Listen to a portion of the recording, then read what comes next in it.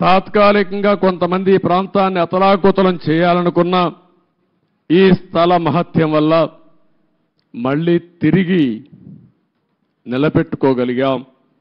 అదే నాకు అనిపిస్తుంది. అక్కడ చూసినప్పుడు నేను మొట్టమొదటిసారిగా ఎక్కడైతే ఆ పవిత్ర మట్టిని కూడా ఇంకా పవిత్రంగా పెట్టాం, ఇక్కడుండే రైతులు కాపాడారు. ఇంకో పక్కన అక్కడ నమూనా కూడా నేను చూశాను. ఇక్కడుండే అల్లరి మూక ఆ నమూనాను కూడా దెబ్బతీసే పరిస్థితికి వచ్చారు. అక్కడనే యజ్ఞశాలకు వెళ్ళాను.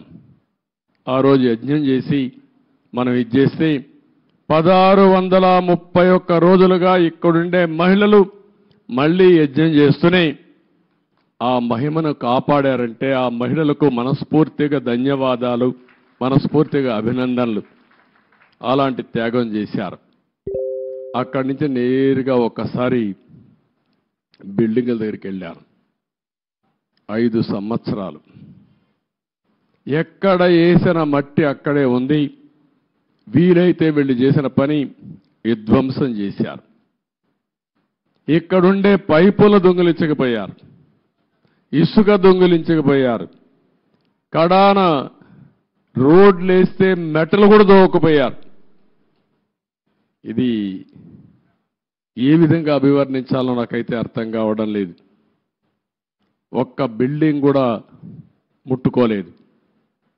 ఒక్క రాజధానికి మనం ఆ రోజు కట్టినటువంటి అసెంబ్లీ బిల్డింగ్స్ ఉన్నాయి, పక్కనే సెక్రటరియట్ బిల్డింగ్స్ ఉన్నాయి, ఇంకో పక్క అమరావతి హైకోర్టు బిల్డింగ్లు కట్టాం. ఆ హైకోర్టు కూడా డిస్ట్రిక్ట్ కోర్టు కోసం కట్టిన బిల్డింగు, అవి మాత్రం మిగిలే పరిస్థితికి వచ్చాయి.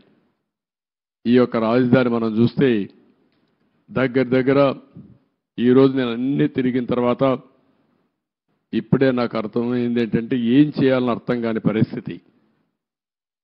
5 సంవత్సరాలు రోడ్లన్నీ పూర్తి అయిపోయినటివి, సగంలో ఆగిపోయినాయి. కొన్ని అయితే 80% పూర్తి చేసి ఆగిపోయినాయి. అదే మాదిరిగా బిల్డింగ్స్ మొట్టమొదటిసారిగా నేను వెళ్ళింది శాసన మండలి, శాసనసభ అభ్యర్థులు ఎవరైతే ఎమ్మెల్యేలు ఎమ్మెల్సీలు ఉండే క్వార్టర్స్కి వెళ్ళాను. 80-70% వర్క్ అంతా పూర్తయింది. మిగిలినటి ఎక్కడేసిన గొంగళ అక్కడే మిగిలిపోయింది. ఆ తర్వాత పక్కనుండే ఐఏఎస్ ఆఫీసర్స్, జూనియర్ ఆఫీసర్స్ యొక్క క్వార్టర్స్ చూశాను. అవి కూడా అక్కడే ఉన్నాయి. 70-80% పూర్తయింది. పక్కనుండే సెక్రటరీస్, అదే మాదిరిగా ప్రిన్సిపల్ సెక్రటరీస్ బిల్డింగ్లన్నీ ఉన్నాయి. అవన్నీ కూడా తుమ్మ చెట్లు మొత్తం మొలిచిపోయి ఇవన్నీ కమ్ముకుపోయే పరిస్థితి వచ్చింది. పక్కనే హైకోర్టు వస్తుంది. అక్కడనే అడ్మినిస్ట్రేషన్ కోసం 5 టవర్స్ని ప్రారంభించాం. ఇంకొక పక్కన అసెంబ్లీ బిల్డింగ్ వస్తుంది, దాని పక్కనే హైకోర్టు వస్తుంది. అక్కడనే జడ్జెస్ బంగ్లాలు వస్తాయి, పక్కనే ఎమ్మెల్యేలు మినిస్టర్స్ బంగ్లాలు వస్తాయి.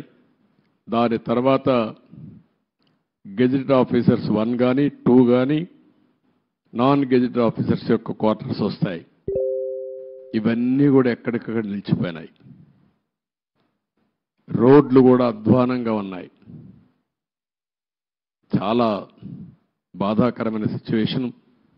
రాష్ట్రంలో ఉండే ప్రజలందరూ అర్థం చేసుకోవాల్సింది ఈ విధంగా ఉండవలసిన రాజధాని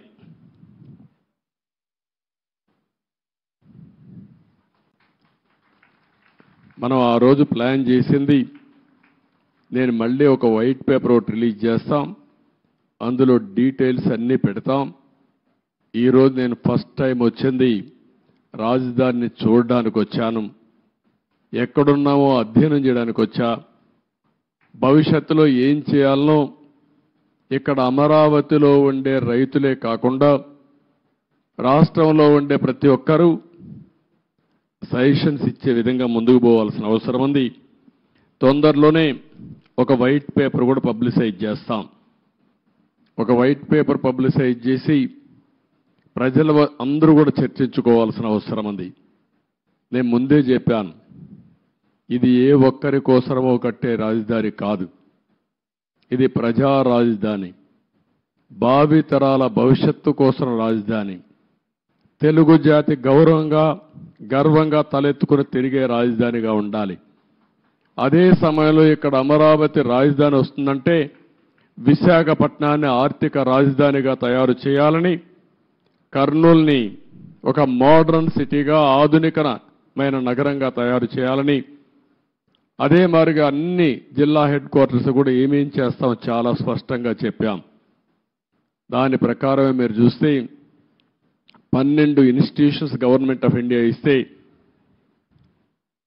కర్నూలులో IIT పెట్టాం, అక్కడనే ఉర్దూ యూనివర్సిటీ పెట్టాం, అనంతపూర్లో సెంట్రల్ యూనివర్సిటీ పెట్టాం, తిరుపతిలో ఐజర్ కానీ అదే వారిగా IIT కానీ పెట్టాం, ఇంకో పక్క విశాఖపట్నంలో IIM పెట్టాం, తాడేపల్లిగూడెంలో NIIT పెట్టాం, మంగళగిరిలో all India institute of medical science పెట్టాం, ఇంకొక పక్కన ఒంగోలులో IIT పెట్టాం. ఈ విధంగా అన్ని విజయనగరంలో ట్రైబల్ యూనివర్సిటీ పెట్టాం. అన్ని ప్రాంతాల అభివృద్ధి కోసం, సమగ్ర అభివృద్ధి కోసం ఆ రోజే చాలా స్పష్టమైన విధానాన్ని ప్రకటించాం. ఈరోజు మనం చూస్తే ఏది జరిగే పరిస్థితి లేకుండా పోయింది. నేను అందుకనే ఈరోజు డీటెయిల్స్కి పోవడం లేదు, బ్రాడ్గా మీ అందరికీ ఒక ఐడియా ఇస్తున్నాను. డీటెయిల్స్ అన్నీ కూడా వైట్ పేపర్లో వస్తాయి. అయితే బాధ ఏంటంటే ఈ రాజధాని పైన బురజల్లే ప్రయత్నం చేశారు, నిత్యం విష ప్రచారం చేశారు, అమరావతిని బ్రాండ్ని దెబ్బతీయడానికి ప్రయత్నం చేశారు. శివరామకృష్ణ కమిటీ చాలా స్పష్టంగా సెంట్రల్ ప్లేస్లో ఎక్కడైనా పెట్టండి అని చెప్పారు. అంటే ఇది 12 పార్లమెంట్లు ఒక పక్క వస్తాయి, ఇంకొక పక్క 12 పార్లమెంట్లు వస్తాయి. గుంటూరు సెంట్రల్లో ఉంటుంది. ఎలిమెంటరీ స్కూల్ చదివే పిల్లవాడిని చెప్పినా ఎక్కడ మీ రాజధాని ఉండాలంటే ఈ ప్రాంతమని మ్యాప్లో చూపించే విధానం ఇది. అందుకే అమరావతిని పెడితే దానిపైన మాట్లాడారు.